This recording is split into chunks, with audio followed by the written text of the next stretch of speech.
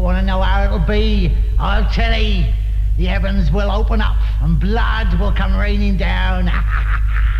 And there'll be plagues of frogs and locusts. And the earth will crack and the seas will boil over. And nameless abominations will come forth crawling from the slimy depths. There'll be storms, there'll be sleet, and fire will engulf the whole earth. The rest of the night will be fine, except after... Too much traffic, too little space. One of the perennial problems haunting Great Britain in the 1960s.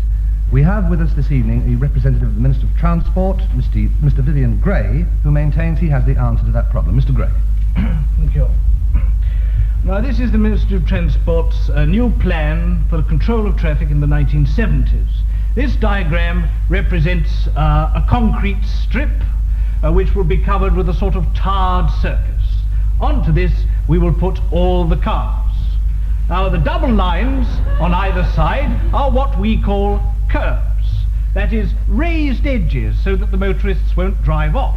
Now, perhaps you're wondering how we're going to avoid cars crashing into each other. Very simply, we intend to put a white line down the middle so that all the cars on this side will go in this direction and all the cars on this side will go in this direction. That is our revolutionary plan for the 70s. A sort of road. Yes. Yes. One final question, Mr. Gray. What are these two large black dots? Ah, yes. That is Liverpool and that is London.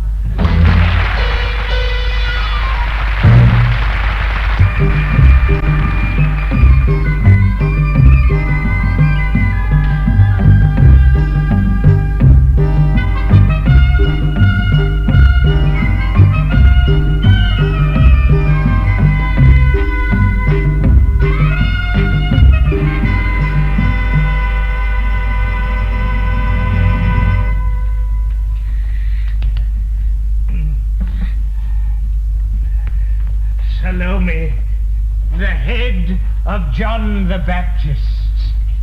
Oh, no thanks, love. Mine was the egg and chips. Oh,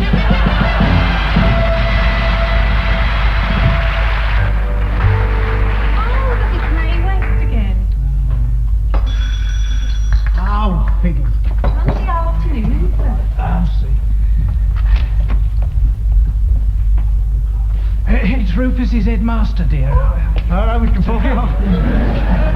Hello, son. Sorry to drop round like this weekend. I know you're resting and all that. Rufus all right, is he? What? Rufus all right? Oh, yeah, it's taken a little bit of time to settle in. I mean, you know what it's like when you come to a new, public, exclusive school like Anne, you know. I don't know if you've met the wife, Mrs. Pockets. Hello, darling, hello. I was just saying to him, after we've had a lad at the school a few weeks, I like to drop round and see, have a little bunny with the parents, see how it's getting on, you know. Oh, how nice. Yeah. Won't you sit down? Yeah, darling, yeah. Tea? Thank you, but brandy, 5-star.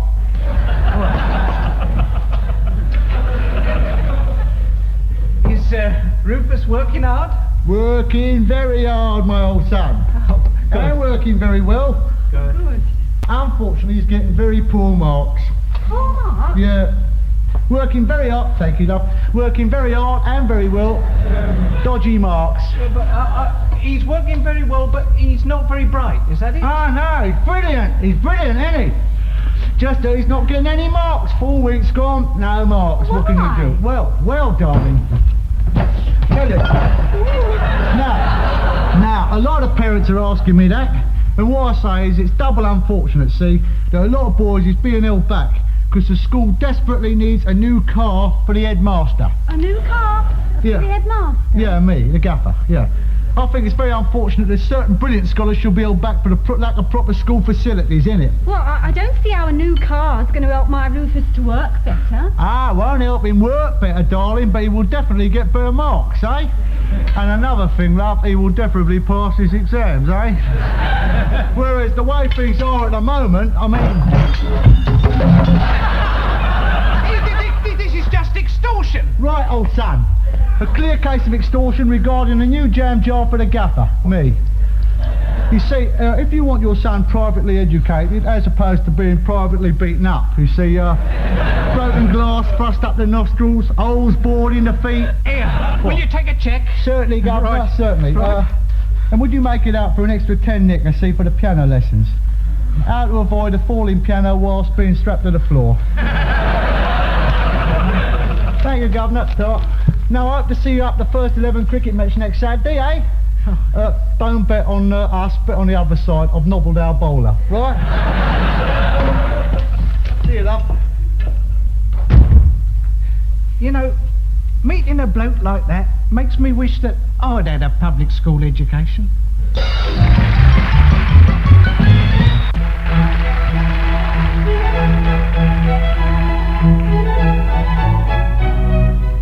Good evening. Tonight, Outlook, the television magazine of the arts, looks at 4 young men from London's East End, whose latest record, The Shadow of the Bomb Wah Wah, has just sold over 4 million copies and rocketed the group from obscurity to overnight fame. The Yuch. Who are the Yuch? What do they think? What do they feel? What makes the Yuch tick? Blush Brightwood, lead guitarist, explains their sudden rise to fame. Well, man, see, that's sort of the human condition, you know, the sort of violence and the anger of modern living, and well, the breakdown of religious value. That's what's behind our success. Well, that and a bit shrewd bribery, but I personally don't think much about it, see, because Charlie, our drummer, he's a facilitator of our group.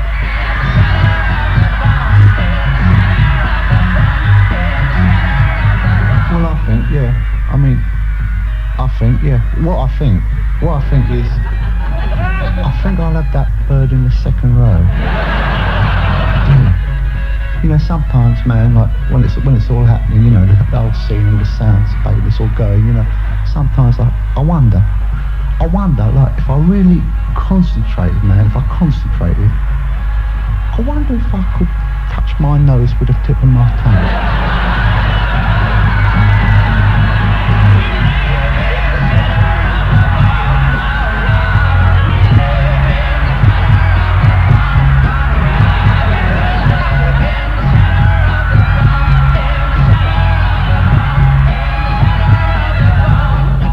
First despised as being just another pop group, the Yuch has now become something of a cult, admired by such people as Jeffrey Loombergel, the society photographer. I admire them enormously. I find them so violent, so youthful, so wonderfully working class. I think that's an irresistible combination, don't you? I mean, we're living in a time of youth, aren't we? Stop it, Pudding, stop it. They're so alive, so intense, and yet such great fun to be with. I count them among my very dearest friends. Jeffrey who? Oh yeah, that's steaming great. He's always hanging about, chatting us up, but, well, we don't take no notice of him as long as he keeps his hands to himself. No, he's just like one of the fans to us. See, what concerns me is the fidelity of what we are doing. Our music. Where have I been? Where am I going? I'm wondering, just wondering. What have I seen? There is no knowing until the day I find the magic door. Chet Rackstraw is the composer of the group. Son of a Dagenham grocer, he is a thoughtful, introspective young man. He gets the inspiration for his songs in all sorts of places.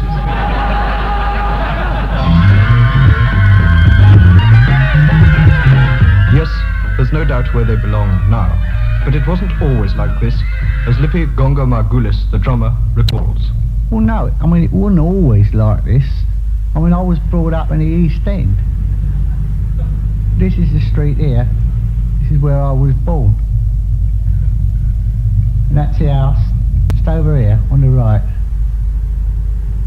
There, number 27. My mum and dad were separated by the police every Saturday night. And my dear old mum, she brought me up all by herself, bless her. She was tough with me, yeah. But I mean, I suppose she had to be, you see. But when I come into the big money, you know what I've done? Well, I know this sounds sentimental, but well, I'm like that, you see. So what I done was, I bought up the lease of the house, and I evicted the old slag heap. But I've always looked after me father. Where to, sir? Home, Dad. Right, son. Yes, the Yak have arrived. They're top of the pop heap now. They've got everything they want. Money, fame, success. But, and it's an important but, are they really happy? Too bloody right we are.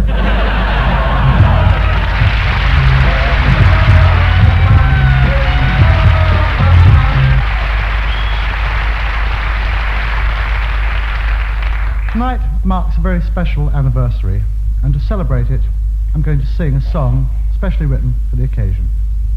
A 1, a 2, a 1, 2, 3, 4, 5.